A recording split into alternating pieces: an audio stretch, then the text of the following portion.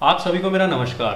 दोस्तों, आज के वीडियो में मैं एसबीआई क्लर्क की वेट लिस्टिंग कैंडिडेट के अंदर जो बहुत सारे कैंडिडेट हैं उनके बारे में बात करना चाहूँगा, क्योंकि मेरे पास काफ़ी सारे बच्चों के मैसेज आए, कमेंट आए कि सर हमारा वेट लिस्टिंग में है, मन में बड़ी एंजाइटी है कि हमारा होगा या नहीं होगा।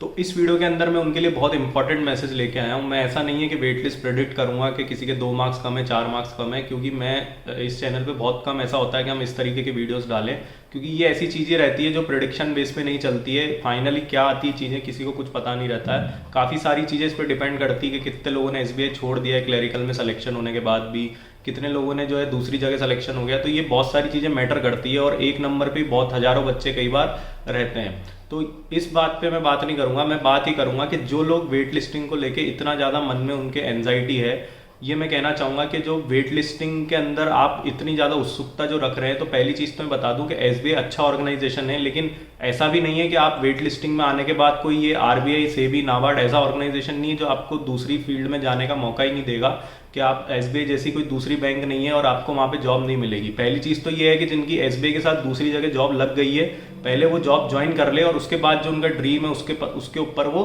आगे बढ़े।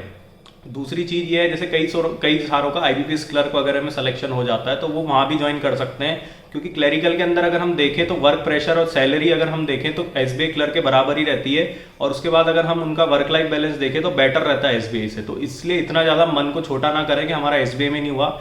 और दूसरी चीज ये है कि इस चीज को एक तरीके से चैलेंज की तरह लें, और ये जो वेट लिस्टिंग का टाइम है ये खुद को इंप्रूव करने के लिए काम में लें, ताकि आपका और अच्छी जगह सिलेक्शन हो सके।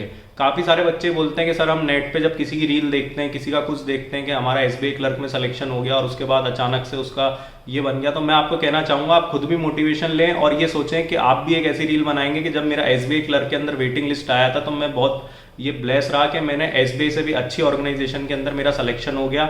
अभी आरबीआई ग्रेड बी का नोटिफिकेशन आने वाला है, नाबार्ड ग्रेड ए का नोटिफिकेशन आने वाला है, सेबी का नोटिफिकेशन रनिंग में है। अब यहाँ काफी सारे बच्चे बोल सकते हैं कि सर इनका एग्जाम पैटर्न सेम रहता है, वैकेंसीज बड़ी कम आती है। तो एक चीज मैं बता दूं कि ये जो सारे एग्जाम्स होते हैं, इनके जो प्रीलिम्स होते हैं वो लगभग सेम होते हैं जो आप कोर बैंकिंग की तैयारी करके आते हैं उससे। और मेंस के अंदर कंपटीशन जो है वो बराबर रह जाता है, क्योंकि अगर वैकेंसी कम होगी तो उतने ही रेशो में सेलेक्ट होगा।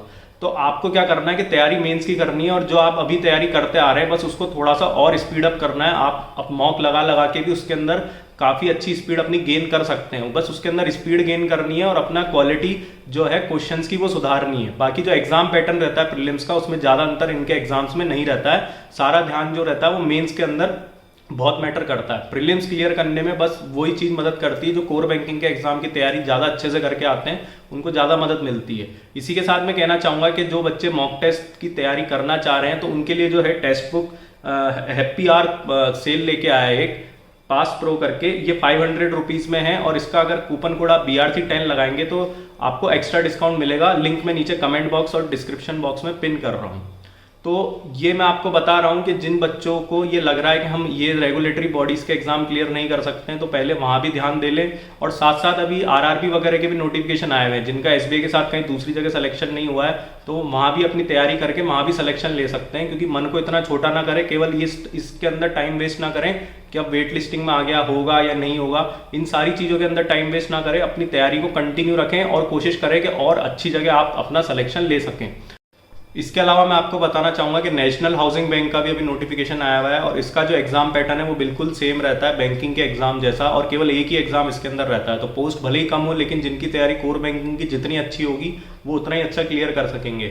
इसलिए जो वेट लिस्ट वाला जो आपका टाइम पीरियड आपको मिल रहा है, इसको अच्छे से यूज करें और अच्छी ऑर्गेनाइजेशन में सिलेक्शन लेने की कोशिश करें, जहाँ पे वर्क लाइफ बैलेंस और सैलरी दोनों का आपका जो सामंजस्य है वो अच्छा रहे।